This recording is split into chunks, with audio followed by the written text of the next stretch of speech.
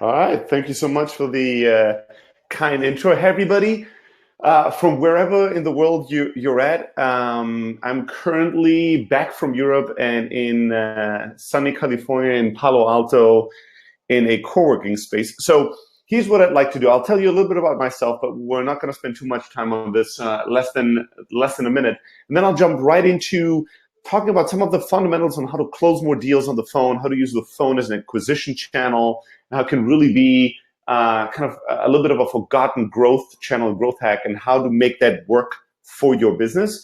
And then I'm going to try to leave a good amount of time for Q&A so we can answer your specific questions and make sure that we solve your problems, tackle your challenges, and you can come out of this webinar with at least two highly tactical pieces of advice that you can put into practice today in your business and in your career. All right, sounds fair? Cool. Let's get rocking and rolling. So a little bit about myself first. I'm originally from Greece. I grew up in Germany, so very different in terms of the European cultural spectrum. I dropped out of high school when I was 17, 18 to start my first business, and I've been a serial entrepreneur my entire life. So I started a number of businesses back in Europe. But then 10 years ago, I sold everything I had, I bought a one-way ticket, and I flew to Silicon Valley to start a technology company here. So I've been living in California for the last 10 years. I've had, the first startup that I did here was a spectacular failure. And the second startup that I did has worked out pretty well, and it's a pretty big success today, fortunately. The thing I'm best known for is giving advice around sales to startups, and here's why. I have a lifelong experience in selling, and my entrepreneurial superpower has always been sales. But the last company that I started that has turned into what is now known as Close.io had started as Elastic Sales. And Elastic Sales, what we did was very simple. We offered outsourced sales on demand for B2B startups, venture-backed B2B startups in Silicon Valley. And within a little over a year of a period of a time, we did sales for over 200 venture-backed startups in Silicon Valley. And we knew every VC, we knew every B2B CEO, we knew everybody's problems and challenges, and we knew everybody's tricks and hacks. And that unique position, kind of having, quote unquote, a sales lab in the heart of Silicon Valley, that unique position allowed us to learn an incredible amount about sales, and especially modern sales and technology sales. So within that company, we built a little piece of software to empower our salespeople to outperform their competitors. And that piece of software became so popular and so good that we decided in January 2013 to release it as a separate business called Close.io, which is basically a highly focused inside sales CRM that has VoIP calling integrated out of the box so you can make and receive calls within Close.io. It has two-way email sync. It's a very powerful communication tool that empowers salespeople to do their job better. And since January 2013, Close.io has exploded as a business around the world. We're a highly profitable, multi-million-dollar business, and we are a distributed team. So our employees work all around the world, with many people in Europe, with people in Asia, with people in South America, with people all around the globe that are working on Close.io, and we are supporting tens and tens of thousands of salespeople around the world, helping them close more deals, make more sales. So this is a topic that's very dear and near to my heart, and I've myself placed probably hundreds of thousands of sales calls in my life, and I've coached CEOs every single week and sales teams and VPs of sales on this topic. So I really care about this, and I have a little bit of experience in it, so let's dive right into it. We're going to spend too much time on this because I assume if you're in this webinar, you're already pretty convinced on why the phone could be a really good tactic to generate sales. But I'm just going to highlight a few simple things. If you think about the biggest technology leaps in sales productivity, the phone is still probably one of the top things that happen that empower the salesperson to really not be constrained by their local reach, but be able to have global reach and call people way beyond their physical location. So the phone has always been a pretty powerful sales enabler. It's a powerful tool because, in stark contrast to just a simple website or an email or any other form of modern communication, the phone still feels like a very human connection. You can build rapport, trust, authority, desire. You can connect with a human being when you hear their voice in a much more intimate and powerful way than you can if you just read their words, right? So that's a huge thing. And the phone is really a powerful way to truly be able to ask questions, generate insights, really learn what is working, what isn't working, and kind of get an instant reaction from your prospects as you're communicating with them versus just sending out emails and then seeing that nobody's responding, but you can't quite ask a follow-up question. Why aren't you responding? What about this isn't interesting? So the phone is a really, really powerful tool. And one of my favorite quotes on the phone is that the phone is the great equalizer. The beautiful thing on the phone is I can't tell who you are, where you are in the world. If you sound good, if you're convinced and confident, if you connect with me on the phone, you could be an 18-year-old talking to a 60-year-old CEO multimillionaire. It kind of equalizes a lot of things and reduces them just to the voice. I can't see you. I don't have any context on how rich you are, where you live, what you look like, what color of your skin is. All those things I don't have. I only have the voice of yourself and the content of your words. All right, so I'm going to go through a few simple steps on how to improve your sales results using the phone. And we're going to go through some really basic fundamentals, but trust me, I'm talking to thousands of founders, thousands of startups, so many sales reps, VPs of sales. The biggest mistakes are always made in the basics. So we're going to go through these basics real quick together, all right? So the first step that you have to do when you want to use the phone in order to generate sales is you have to reach people, right? This sounds so obvious that people don't worry or care about it, but it's the number one factor for making phone sales work or not work in your business. It's as simple as that.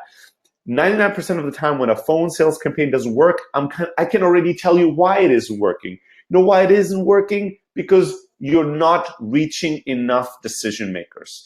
And funny enough, it's the one metric almost nobody's tracking. So people come to me and they tell me, Stelly, we're calling 100 people a day and we're only, closing one a day to another appointment. What do we have to do to improve these metrics? And I always go, I don't fucking know. How many people do you reach? What is your reach rate? If you dial 100 numbers, how many times does a human being pick up that's a human being you wanted to talk to?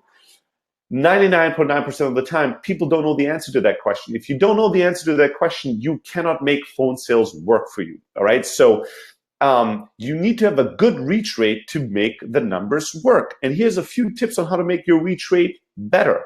Number one, and I know that the CallPages guys, they're really on board with this, right? Because they have a beautiful solution to allow you and empower you to get calls from your website and from the traffic that you're getting.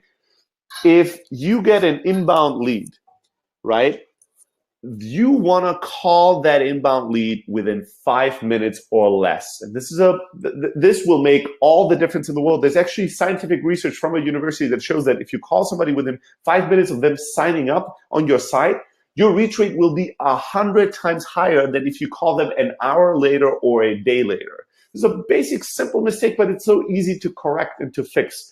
If you have a website, if you have lead pages, and people give you their phone number, don't call them next week. Don't call them in an hour or tomorrow. Call them and set up a system to empower you to call them within 5 minutes or less. Because why? They're on their laptop. They just gave you their email. They're probably not in a meeting. They're probably not out and about playing soccer or football or something. They're on their laptop. They're thinking about the problem you're solving. They just signed up. The chances of them being available to pick up the phone are very high. And when they pick up the phone, the chances of them remembering who you are and being interested in a conversation with you are very high as well. You want to take into consideration time zones, right? So what is a good time to call certain people in certain places around the world? What are good days to call people? You want to experiment with this and really see, when do we get better reach rates? Is it, usually Mondays and Fridays are typically considered bad days to call people.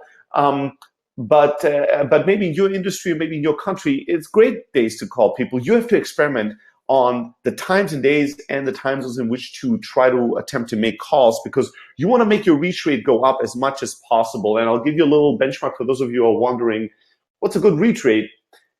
If your reach rate is below 15%, 15%, you're in trouble.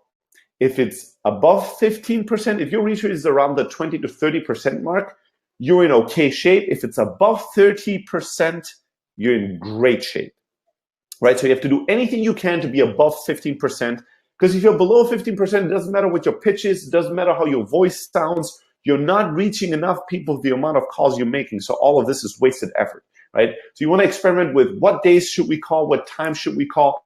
Sometimes in some industries, you might want to call people on the weekends or call people super late or even incredibly early. You have to experiment to really figure out for your customer target, what is a good day and time to call and get people to pick up the phone.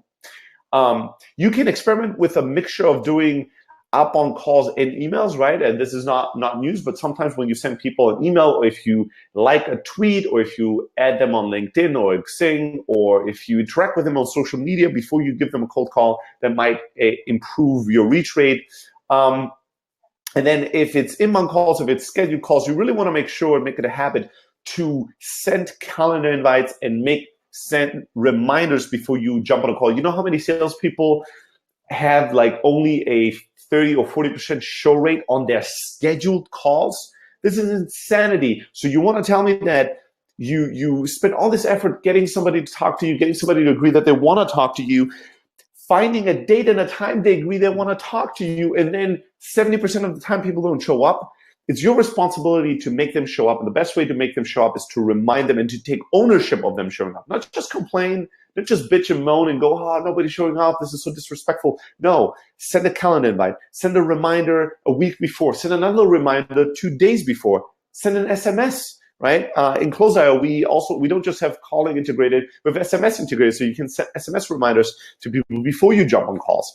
And then once you have a bigger team, if you really want to boost your reach rates, there's cool technology like power dialers and predictive dialers to really step up the game even further and make the reach rate even higher. A predictive dialer, for instance, that's something that if you have a team of 10 people, you load it up with a list of phone numbers, and the technology basically calls, instead of calling 10 phone numbers at a time, it calls 20 phone numbers at a time, as an example. And only the phone numbers where a human being picks up, so it doesn't just ring or goes to a voicemail, these are instantly connected with a sales rep. So from a sales rep perspective, you click start the predictive dialer, you sit there, and boom, you hear a voice. Hello, this is John, and you start a sales conversation. By the time you end the conversation, the next call goes, boom, hey, this is Bob. You have zero delay, you have no ringtones, no bullshit, no voicemails, no nothing. That can be a massive boost. And if anybody out there is interested in predictive dialers, and if you need to have a team that's more than 3 or 4 people for this to work. If you're interested in this technology, just shoot me an email at stelly@close.io, and I'll tell you more about it. All right, so step number 1 is you need to reach people. You need to spend a lot of effort focusing on reaching people. If you don't reach people, you're just wasting your energy and time. Step number 2 is you need to sound good, right? And this is something that seems silly, but it really does not matter that much what you say. What matters a lot more is how you sound saying it. And here's the reason why. I mean, you probably heard about this before. There's many studies that show that tonality accounts for 70% of our interpretation of content, and the actual words only for 30% of it. So, if I call you and if I tell you, hey, I'm really excited to talk to you today. This is truly the greatest day of my life. Do you feel excited? Are you like, oh my God, this is the greatest day of his life? No, right? You feel depressed. You might feel confused. You might be like feeling sorry for me. But the words I used were, this is very exciting. This is the greatest day in my life, or something along those lines. Those words are great words. They should be exciting, but my tonality wasn't. So tonality rules. And really on the phone, you're going to lose me or win me at the hello, right? So within the first 5 to 10 seconds, I'm trying to figure out as I pick up the phone, who the hell is this person that's talking to me, right? And you know this too. If somebody calls you and you don't recognize the number, what is the first thing that is going through your mind? You're trying to figure out, who the hell is this? Do I know this person?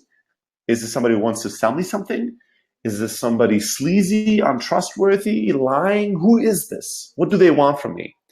So it's in those first 5 to 10 seconds that you have to make a great impression.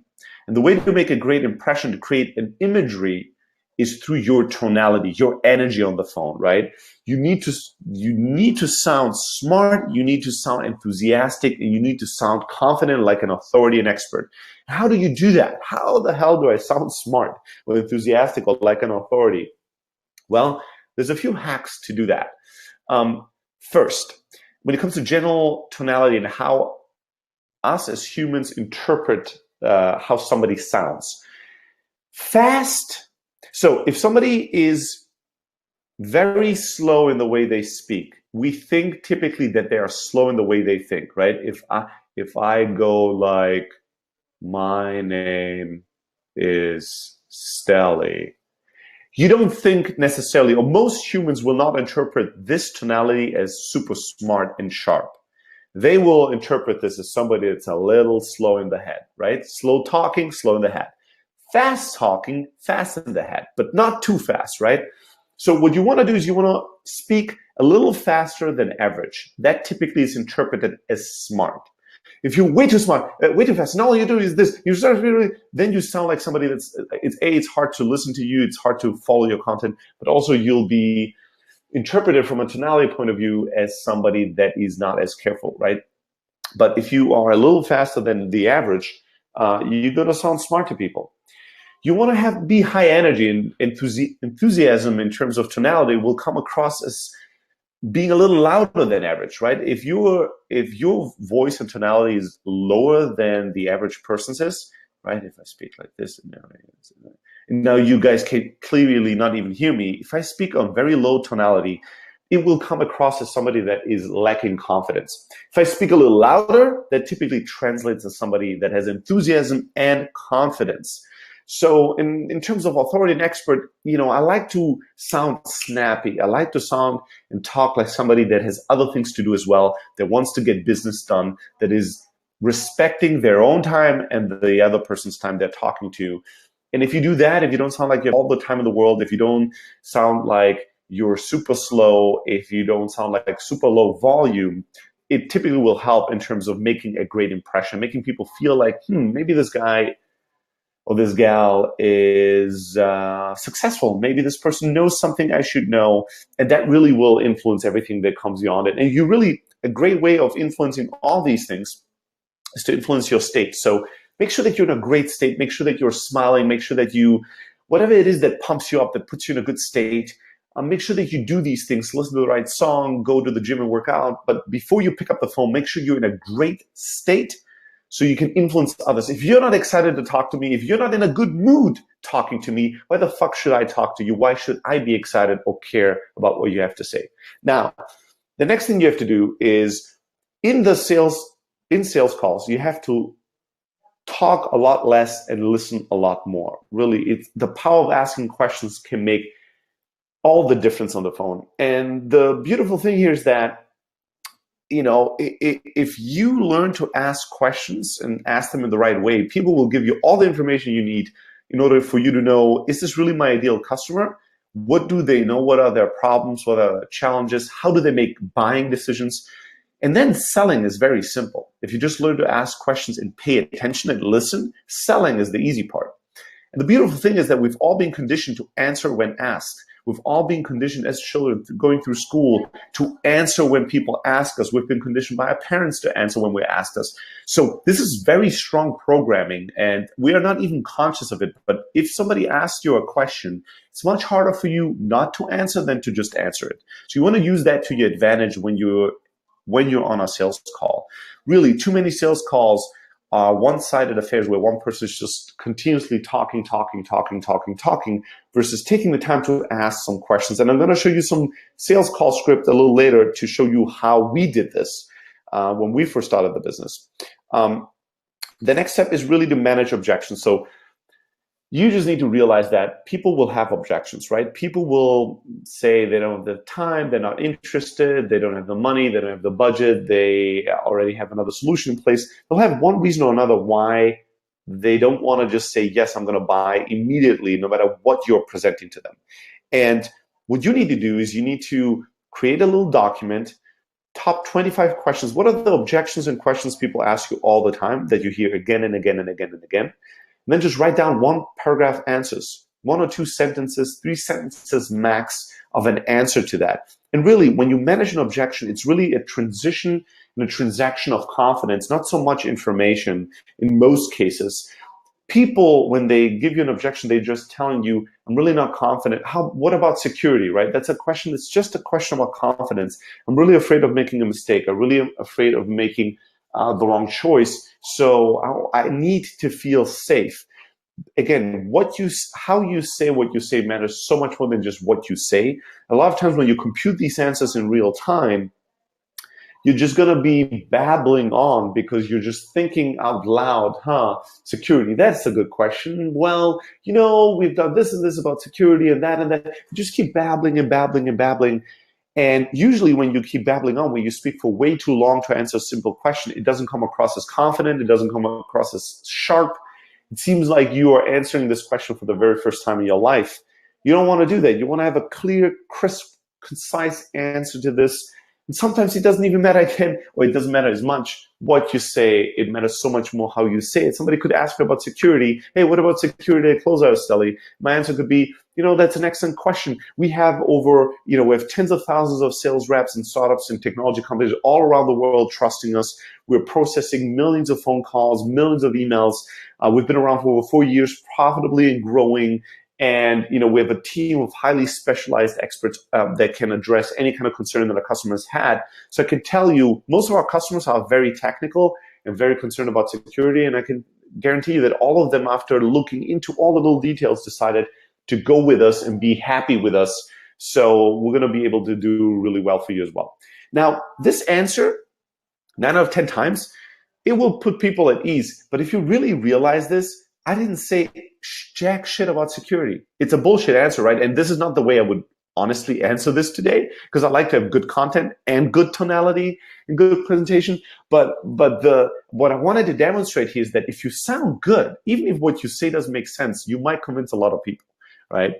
And then here's a few bonus points and bonus tips. If there's a certain elephant in the room that you encounter again and again and again and again, so that every single person you're calling is thinking, we already have a solution in place. If that's something you hear every single time, don't hide and run away from it. Embrace it. You should bring it up in your phone script. You should call people and go, hey, my name is so-and-so. I called because of reason X, Y, and Z.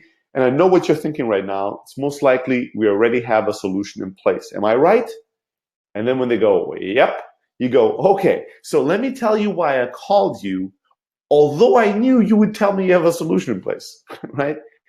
And now I'm intrigued. Now, as somebody that's being cold called, it doesn't mean I'm going to buy, but I'm intrigued because you seem to know who you're calling. You seem to be confident. You seem to have a good reason why you're calling me, although you knew I would tell you I already have a solution in place. So if somebody has an objection like I already have a solution in place, and it's every single person you talk to that has that objection, or it's whatever, we don't have money for this. Whatever it is that you hear every single time, you need to embrace and address and make part of your pitch and not wait for them to bring it up. You should bring it up proactively. And, one last tip I'll say about objections. When you challenge objections, you'll realize sometimes there's real and there's fake ones, right? Some objections are just excuses. I might tell you, yeah, we don't have the budget, but we have millions of dollars in budget. What I'm really telling you is I'm not interested, but I don't want to say the words I'm not interested. So instead of saying that, I'm telling you, I don't have the budget. So you have to really figure out and decode, when do people really tell you the truth and this is a real objection they have, versus when do they give you some kind of an excuse because they don't want to tell you the truth, and the truth is, I'm not interested. All right, after taking a sip of my cappuccino here, let's talk about a really powerful technique that you should all be using on the phone. And that is the virtual closing technique. So what you do when you're virtual closing, what I want you to do is once you set you started the conversation in a way that connected and people listened to you. And you were able to get a few questions in there, engage how qualified they are as a buyer. What I want you to ask once you've figured out that there's a good fit is I want you to ask them, what would it take for you to become a customer of ours? That is the power question. Hey, what would it take for you? It seems like what we offer is a solution that really fits your needs. Let me ask you this. What would it take for you to become a customer of ours? What would it take for you to become a customer of ours? And here's the important thing. No matter what they say next, you need to follow up until you arrive at a future moment where they are a customer. So I'll give you an example. Let's say I ask, hey, it sounds like this could be a really good solution for you guys. What would it take for you to become a customer of ours?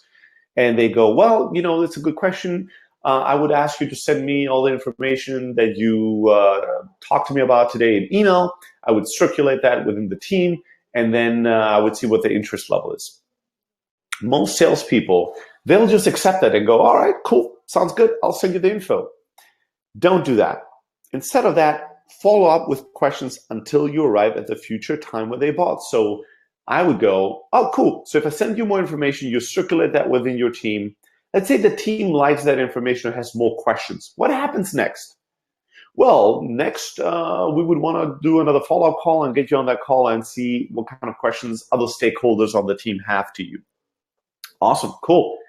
And let's say that call goes really well. I'm able to address those questions. What typically happens next? Do you already buy? No, we would not buy. Typically, what we would like to do afterwards is probably do a pilot, maybe for 3 months, to really test the system and see if it works. Again, most salespeople at this point will just take that and run with it. They'll just go, all right, that sounds awesome. Well, I'm excited to work with you, da-da-da-da-da. Don't do that. Here's what I would do. Oh, and after the pilot, if the pilot is a success, what happens next? Well, next you'll have to talk to legal, and then you'll have to talk to procurement. And then are we in business then? No. Then you have to talk to my grandmother, and she has to read your palm and your future. All right, and then we're in business.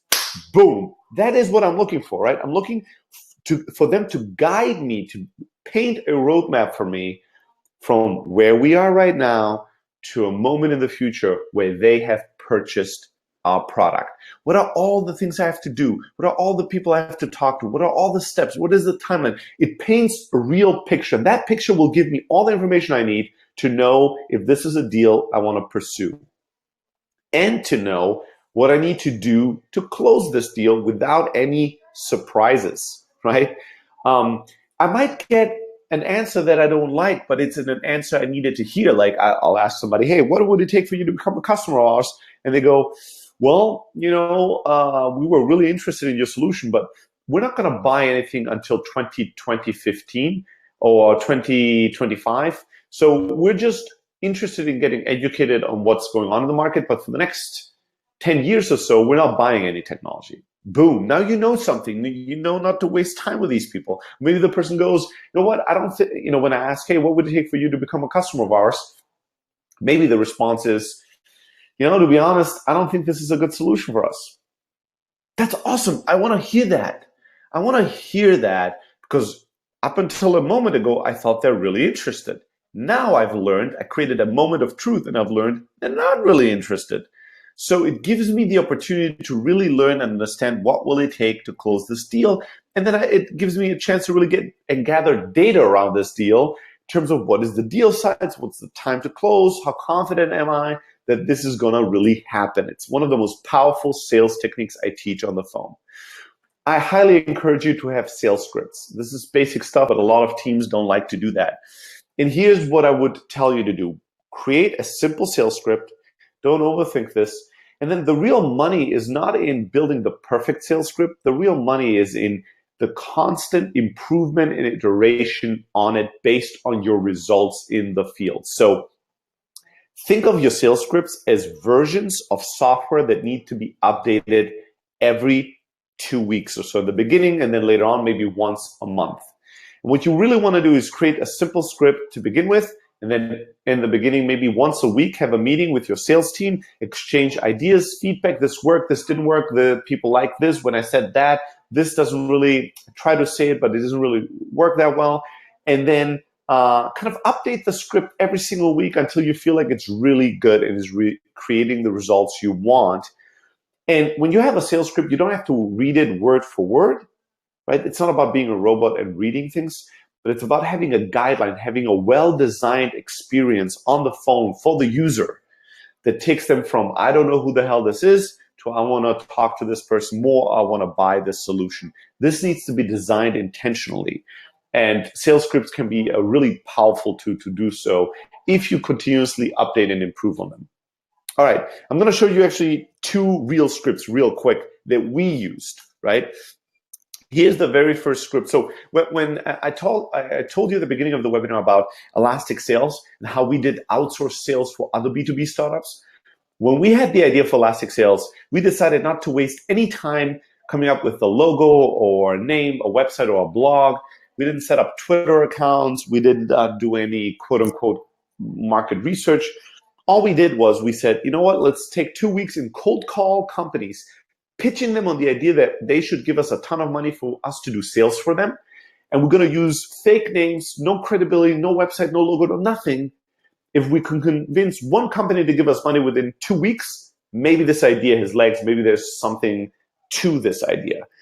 And after 2 weeks of me cold calling, we had 7 venture-backed technology companies in Silicon Valley that wanted to pay us money, and we started the business. And here's the script that got us there. It's a very simple script. You know, I would be calling companies in the area. So the opening was very simple. Hey, my name is Steliefti. In this case, I didn't tell people my real name. I would tell people Steve Eli because we were still researching the idea and didn't want to know the world to know that we're thinking about this idea. So, hey, my name is Steve Eli. I'm calling some startups in the area to find out if they're a good fit for a beta program that we're currently running. Here's why this opener worked. First, I said my name. Hey, this is Steve Eli. Then I said why I'm calling. I'm calling startups in the area. In the area applies that I'm local. Everything that's local is similar. It's more likely to be liked. To find out if they're a good fit for a beta program. So this is startup lingo. I'm calling startups and I'm using language they recognize. I'm telling them I'm looking for a good fit for a beta program. They probably had beta programs. I'm not saying I want to sell you something. I'm saying I want to try to figure out if you have a good fit. I'm calling startups in the area to figure out if there's a good fit for a beta program that we're running. Then the next sentence. So at this point, the listener goes, okay, what the fuck is it? Right? So this is why my next sentence is addressing this, even before they ask. I say, what we do in a sentence is we provide the companies with a sales team on demand. Again, it's important that I start the sentence with saying what we do in a sentence. The reason why I did that is to signal to the listener, this is not going to take forever. Don't worry. Keep listening. I'm not going to keep talking for hours. If I just launch into saying, what we do is we offer companies a sales team on demand, the person goes, oh my God, I'm on a sales call. This person's going to talk forever. Oh shit, I have a dentist appointment. I'm going to miss it. I've got to get off the call. And they're not listening to me. Right? If they're thinking, they're not listening. So I want to give them a signal. I want to tell them, don't worry. This is only going to take a sentence. What we do in a sentence is we provide companies with a sales team on demand. And now the moneymaker. Does that in general sound interesting to you? Does it sound interesting to you? At this point, it really didn't matter what they said. You know, does that sound interesting to you? No. Oh, interesting. What's your sales process like? They said, maybe. I said, oh, interesting. What's your current sales process like? And if they said, yes, I said, awesome. What's your current sales process like? Right? So at this point, I didn't really care about the answer because I knew they didn't have enough information and I didn't have enough information to make a final decision if this is a good fit or not. But I knew the moment I tell you what we do in a sentence, you will make a judgment call if this is interesting to you or not. I want you to get it out of your system, right? I don't want you just to be thinking this is not interesting. I want to give you the chance to say it so it leaves your system so we can continue with the conversation. Does it sound interesting to you? No. Huh, interesting. What's your current sales process like? Who are your current customers and where do you get leads from? What's your customer lifetime value? So I would go into all these questions and engage them in the conversation. And then if it sounded like they might be a good fit, I would do a test close. I would tell them, hey, We want to start in 4 weeks. Does that timeline work for you? The beta program is heavily discounted. It's only going to be $1,000 a day per salesperson. Is that within your budget? We can only offer you one salesperson to begin with. That's going to be me. Surprise, surprise. Is that fine with you? And then, tell me about the decision-making process in your company. How quickly can you make a decision? What are all the things we'll have to do to make you decide if you want to work with us? And this is the script. I haven't touched this script in whatever it is, been 5 years now. I wrote this in 20, 30 minutes, and we used this for 2 weeks, and then we had 7 customers, and we never looked back, right? This is the original script that got us kickstarted making millions in revenue with Elastic Sales. I'll give you another script example. And if you want to have these, you can just send me an email, stelly@close.io. I'll send you the scripts. This is the inbound script. So if somebody signed up for Close.io, we would say, a very simple script basically. Hey, you just signed up for Close.io. I wanted to personally reach out and say hi. It's a bad time to chat, right? Because if they're currently in a meeting or somewhere else, I want to know. I want to empower them to say it. As you're getting started, wanted to find out to figure out how did you hear about us and what were the reasons you signed up for a trial? What are you trying to accomplish? And once I know how they heard about us and what they're trying to accomplish. Again, I go back to asking questions, qualifying them, really figuring out what is the team size, what are the challenges, what are they trying to accomplish. There's all these qualifying questions I have. And then if they seem like a great fit, I will tell them, hey, Close.io sounds like the perfect fit for you, and we would move on to, a closing conversation in the pitch on the phone.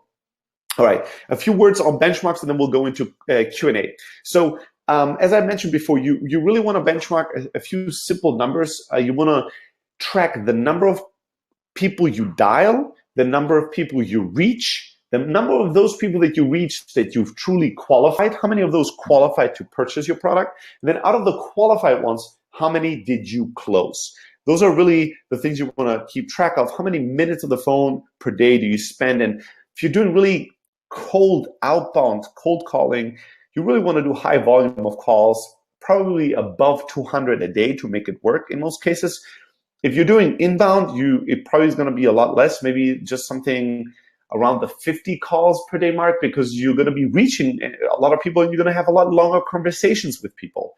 So you just want to make sure that you keep track of these very crucial things: number of dialed phone numbers, number of reached people, number of qualified people out of those that we reached, number of closed people out of those we qualified. If you know these numbers, you know where to optimize your funnel. If you're not reaching a lot of people, that's the thing you need to fix. If you're reaching lots of people, but most of them are really not qualified, you need to improve the quality of your lead gen. If you, out of all of those that you qualify, you don't close that many, you have a closing problem. Then your sales pitch sucks. You sound weak on the phone. There's something about what you do on the phone that doesn't work. But you really need to know your numbers to know what to manage and what to improve. All right, so these were just some basics on phone sales, but I've written 6 books, product demos that sell. I've written a book just recently about your growth hacks aren't working anymore. This is not even in this, but I'll add this to it, on how to make phone sales work for startups, the ultimate guide to outbound sales for startups, follow-up formula, like a lot of this stuff. There's 14 templates, sales scripts, objection management document, all this good stuff. If you want to have all my best content and all of it for free in one link to download, just send me an email, say bundle motherfucker, and send it to stelly@close.io, and I'll send you a link where you can get all my